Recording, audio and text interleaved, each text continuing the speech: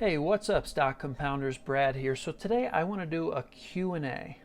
Now, I pulled these questions off the Value Investing Facebook group. It's an open public group with over 102,000 members. And there's a bunch of great questions in there. So I figured I'd pull 6 of them out and just answer them and see where that takes us. So let's dive right into the Q&A. So the first question, how do you decide whether to stay on the sidelines and wait for a crash versus being fully invested at all times? So, how I want to answer this is most great investors, they don't try to predict macro events. They don't try to predict where the market is going next. They're really looking at individual businesses. And when they're able to buy an individual business at a price that's significantly less than the value of a share of that business, of a stock in that business, they buy when the discount is significant enough for it to be a compelling investment for them. So they're looking at individual businesses. Now, let's say you're an index investor, and every month you have a certain amount of money that buys money in an index fund like the S&P 500 index. So in a situation like that, I think it's wisest to just do that automatically, okay? Because the great investors don't know what's coming next in the market, whether we're going down or whether we're going to continue going up. So in order to kind of take advantage of the lows, take advantage of when the market dips. If you're investing automatically, you're buying those dips. And you're also buying when prices are elevated. And over time, you're really just, you're getting the market averages. And that's done quite well over the last, ever, in terms of how long the stock market has been around. The average has been about 10%. So if you're getting that over a long period of time, and you're investing every month, every quarter, you're going to do quite well. So, the idea of staying on the sidelines, waiting for a particular macroeconomic event to unfold, it's hard to see much support for that.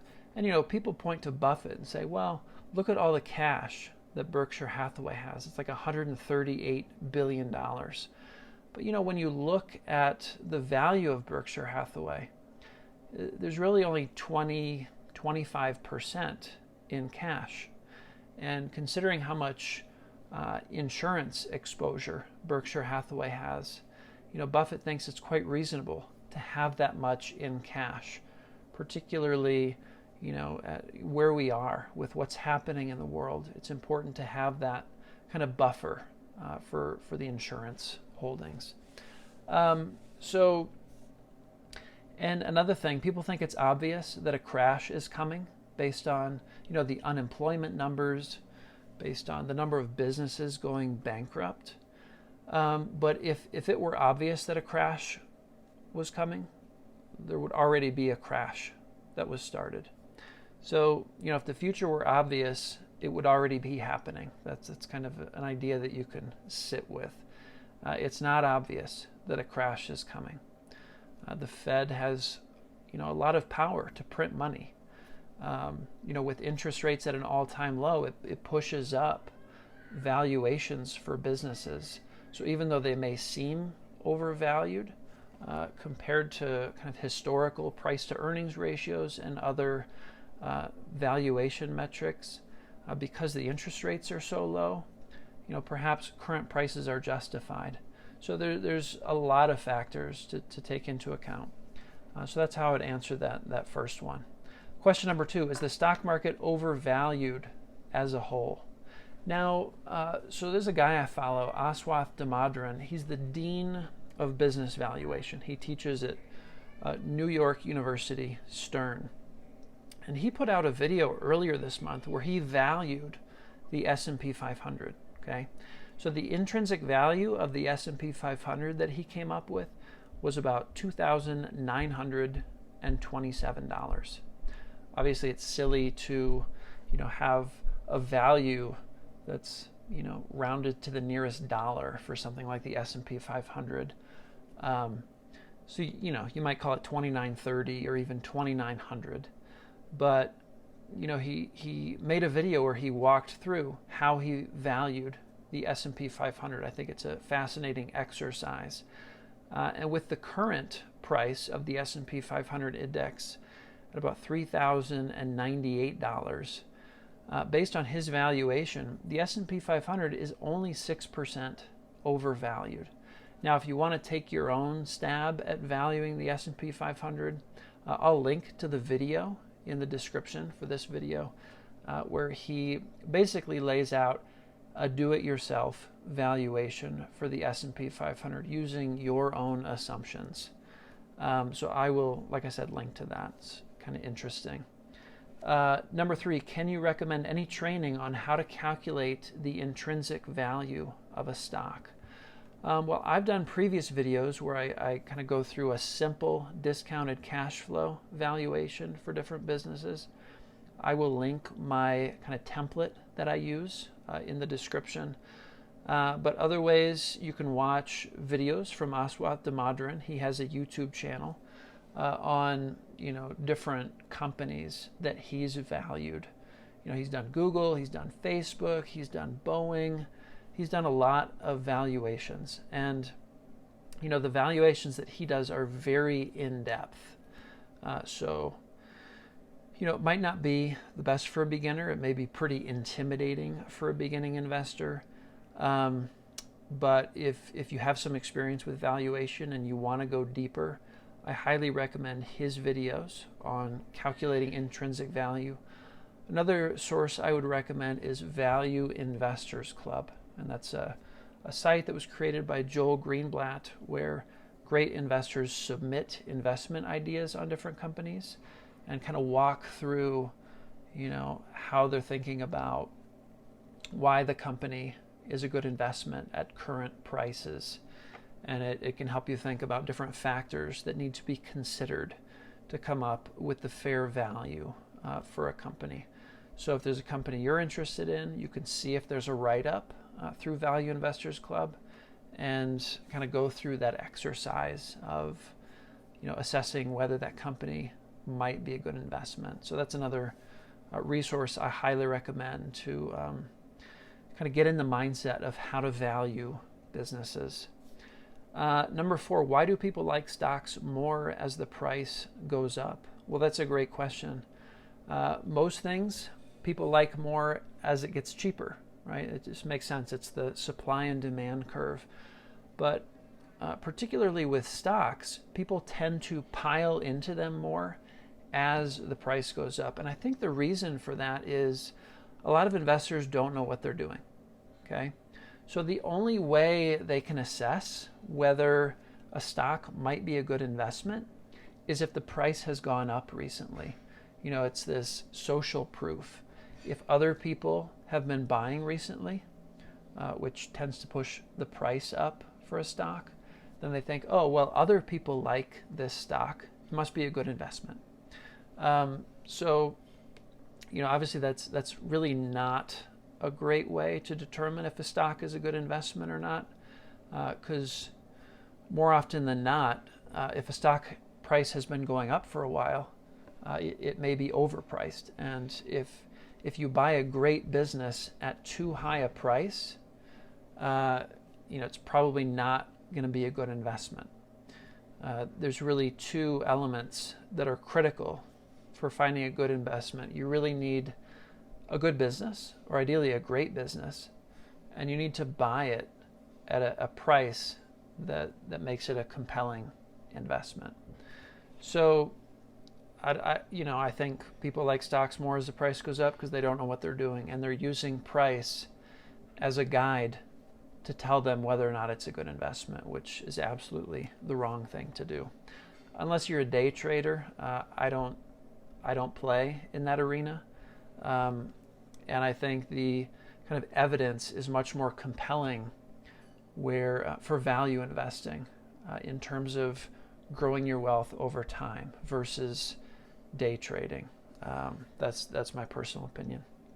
Number 5, Buffett says most people should not buy individual stocks, but invest in a low-cost index fund. However, Buffett made his money by buying individual stocks. Is he contradicting himself? And, the answer here is Buffett reads annual reports for fun. Okay? He has a joke. He says most people read Playboy, but he reads annual reports. He also got an advanced degree under the tutelage of Benjamin Graham, one of the greatest value investors of all time. So, Buffett has an obsession. His passion is investing, okay? Most people don't spend the majority of their waking life thinking about investing. So, Buffett, that's why he's been able to, he has some intrinsic gifts that also contribute to being a great investor. So he has a lot going for him that enables him to be able to beat the market by a substantial margin over time by picking individual stocks. Most people don't have that. So that's why he says for most investors, it's going to be best in terms of growing your investment dollars over time to just invest in the index, to invest in the market as a whole, and not try to time it, but to automatically invest, every month or every set period of time without trying to outsmart that kind of automated method of investing.